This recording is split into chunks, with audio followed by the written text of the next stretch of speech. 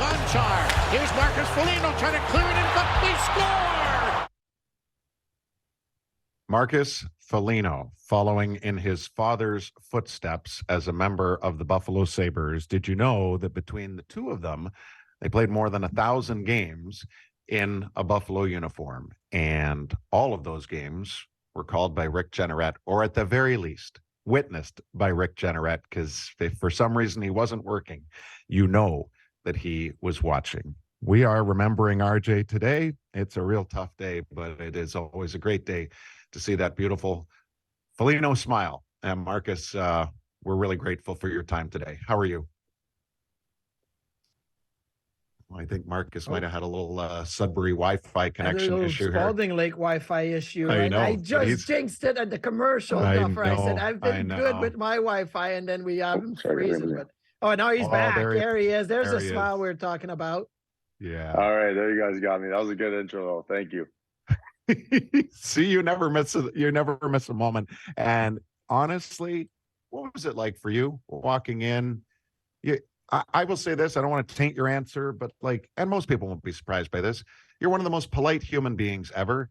And I would watch your interactions with RJ, and I was just in awe of just the mutual respect so quickly early on in your career. What was that like to get to know RJ after having had your dad play here for so long? First off, I just want to say, my condolences to the Jeanneret family and obviously the Buffalo Sabres family too. I mean, it's a huge loss for that community and all the hockey fans that have had the privilege of listening to that voice over so many years. And I was no different, growing up, watching YouTube films of my dad and fights and goals and things like that. It was Rick Jeanneret's voice in the background and all those videos I got to watch and grow up. And I don't know if it was more of like when I got to Buffalo as a player, I had this just feeling of Rick Jeanneret almost like a grandfather. Like he was just someone that's always been around, part of the family, and is a guy that you never passed him in the hallway and never not shook his hand and said hello, good morning, RJ. It was just he had that presence around the rink, and rightfully so. And I always wanted to give him that respect because of watching my father play and then those videos, those highlights. RJ always had a good connection with my dad. I think just the way he played, the hardworking style my dad brought. There's a lot of respect between my dad and RJ, and I saw that as a young kid. So it was no different from when I got there. He treated me like one of his own, like a grandson, and it was just a special bond and someone I always, definitely miss, having around the rink, especially maybe later on in his career where he had a couple games here and there, and definitely you had to help out big time. So credit to you, but it's just one of those legendary voices that we're definitely going to miss around the hockey world, and Sabre fans will miss for a long time. But it's some amazing calls and some amazing memories, and all because of his kind of those punchlines, those one-liners, and something I'll never forget. And very fortunate to have had my name come out of that man's mouth and joyous moments of my career, and something I'll look back and being very thankful for. Now, we're going to talk about your time here in Buffalo, but I want to know what it's like for you being, let's see, with the Wild and, coming into the morning skate or the practice and having the TV on NHL Network, I assume, or Sports Center, and then they show the highlights from the night before and it's the Sabres highlights and you hear Rick Jeanneret calls. Do you go around and say, oh, that call was great, but you should have heard him in 2006 or in 2001, and then when Stu Barnes scored in 99 or whatnot? Did you share that with everybody in the locker room on many occasions?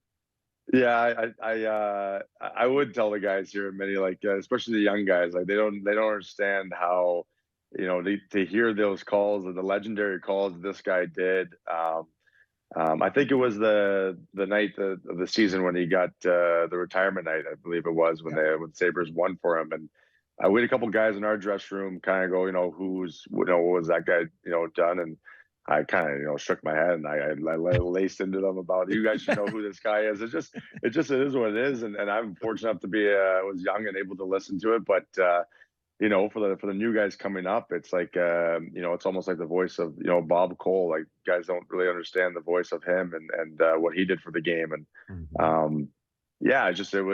exactly. It's this guy's, I would say this guy, I remember, oh my God, like you always hear Buffalo Sabres winning in overtime, like things like that just stick out, and the LaFontaine and the Mayday type thing. Like, that's just stuff that always, I think I actually went through it today, and I remember, Marty, you were on there for the paddle save after one of your giveaways in the corner. Yeah, no thanks for reminding me of the giveaways. But it was call the cops, there's a robbery, and it's just stuff like that. Like, it just goes over and over again, and it's just that excitement brought so much to the game, and if you're watching it, it made you get more excited because you have someone so excited about what has happened, and there's nothing worse than when an amazing play happens and you get like some monotone, right? Like, you need to get that amped up, and RJ always delivered.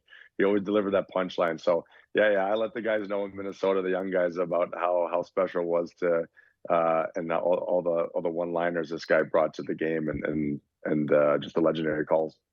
Marty, I know we're tight for time here, so you got one more for Moose, and then we'll be flipping to another hour, and Captain Kyle Opozo is going to join us after that. So when you would see your dad do the jump and RJ call your dad goals with the jump, and then you did it and you heard RJ call you jumping after, like, how was that? How special was that you got to experience that from you and your dad from RJ?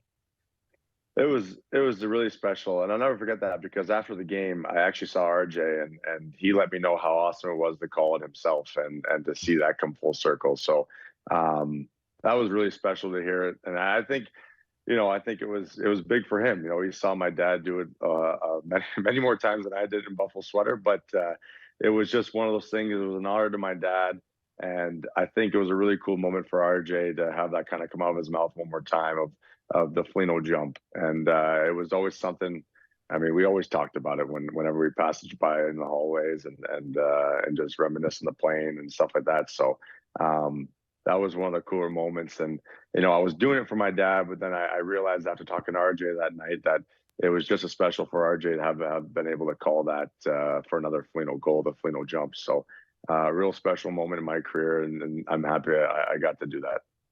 And we all know why it was special for RJ, because he was making it special for everyone else. And that's what his beauty and his legacy was, right? He just had a way of connecting the history of the team in the midst of an exciting moment and always just putting it in the proper perspective. Marcus, it's really great to see you, even under these incredibly difficult circumstances today here in Buffalo.